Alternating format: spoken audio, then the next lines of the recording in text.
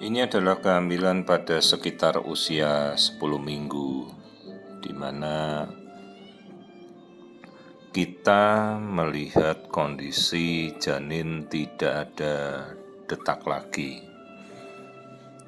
Kita memiliki bukti pemeriksaan dari awal karena ibunya mendokumentasikan semua pemeriksaannya dengan baik. Namun ada riwayat dia berpindah-pindah dokter, jadi semuanya ada dokumentasinya. Jadi saya memiliki bukti bahwa ini hamilnya sudah memasuki 10-11 minggu.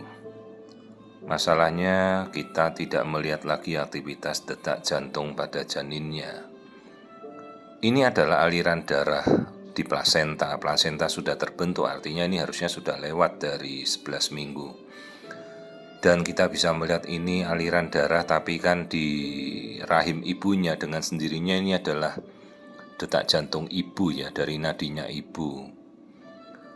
Lalu kita fokuskan aliran darah itu kita bidik ke arah janin. Tidak ada lagi detakan jantungnya, tidak ada aktivitas Doppler aliran darah pada tubuh janin.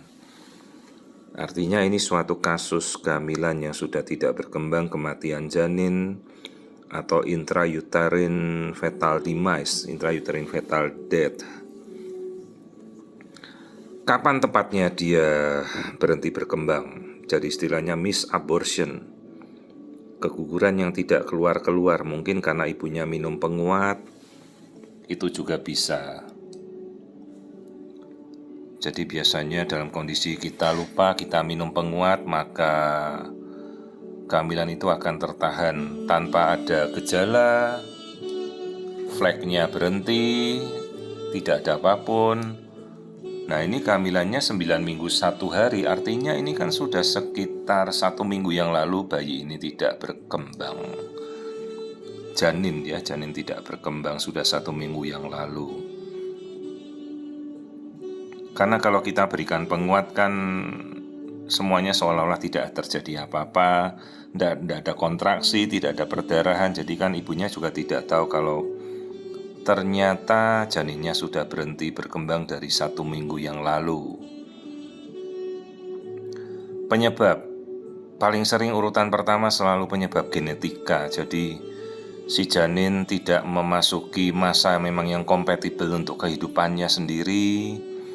Entahlah bisa ada trisomi atau kelainan genetik, cacat bawaan, kelainan jantung yang tidak kita ketahui, dia tereliminir sendiri secara natural, seleksi alam. Semua kantungnya bagus, tidak ada flek, bentuknya semuanya baik. Nah setelah kelainan genetika yang memang kita nanti kelak harus melakukan pemeriksaan pada awal hamil, kita lacak genetikanya, tapi pada kehamilan berikutnya. Sekarang kalau kehamilan sekarang yang sudah tidak ada detak jantung, ya kita mau lacak genetika tidak ada keperluannya. Lagi pula untuk kita lacak genetika harus genetik janin yang masih hidup ya. Kalau janin sudah tidak ada ya genetikanya sudah rusak.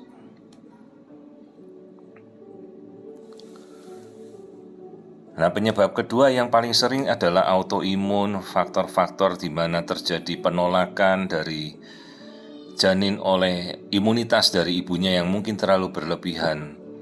Banyak sekali sekarang itu faktor-faktor autoimun seperti SLE, lupus erythematosus, ada lagi Sjogren syndrome lah, faktor pengentalan darah lah. Baru yang urutan terakhir itu infeksi-infeksi yang masuk dalam kehamilan yang kita tak ketahui, infeksi toxorubella dan lain-lain banyak sekali. Ataupun baru yang terakhir mungkin ya rahimnya tidak kuat untuk ditempel, rahimnya kontraksi dari awal, maka bisa saja janin kemudian tidak mau berkembang ya. Banyaklah faktor yang kita tidak ketahui. Jadi sekalipun kita sudah lacak semuanya, ada saja faktor yang masih kita tidak tahu. Ini sama sekali tidak ada gejala, hanya ya memang mualnya berhenti. Padahal puncak mual itu baru sekarang mendekati 10 minggu. Ini saja mual seminggu yang lalu dia mulai berhenti kata ibunya. Jadi sebelumnya mulai sempat mual, sekarang sudah tidak ada lagi. Ya Tidak selalu, karena itu hanya sebagai tanda subjektif. Tanda objektifnya adalah detak jantung bayi tidak berkembang.